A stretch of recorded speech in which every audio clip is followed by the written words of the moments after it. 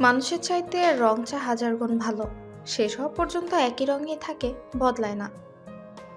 বলার পর, শোনার পর, কাদার পর বুঝতে পারে এমন তো অনেকেই থাকে। কিন্তু জীবনে এমন একজন লাগে যে তোমার চোখ দেখে, হাঁটা দেখে আর নিঃশ্বাস শুনে বুঝে যাবে তুমি ভালো নেই। আল্লাহ তো নিজেই বলেছেন, ধৈর্য ধারণ করো, তোমার ভবিষ্যৎ তোমার অতীতের চেয়েও সুন্দর হবে। তুমি আমাকে ধৈর্য ধরার কথা বলছো? আমি নিজেকে এমন জায়গা থেকে বাঁচিয়ে এনেছি যেখানে মানুষ ফ্যানের সাথে ঝুলে নিজের গল্প শেষ করে দেয়। আপাতত কিছু দরকার নেই।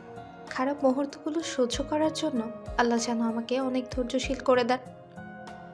বেশি দায়িত্ব পালন করা মানুষগুলোই একটা সময় সবার কাছে দোষী হয়।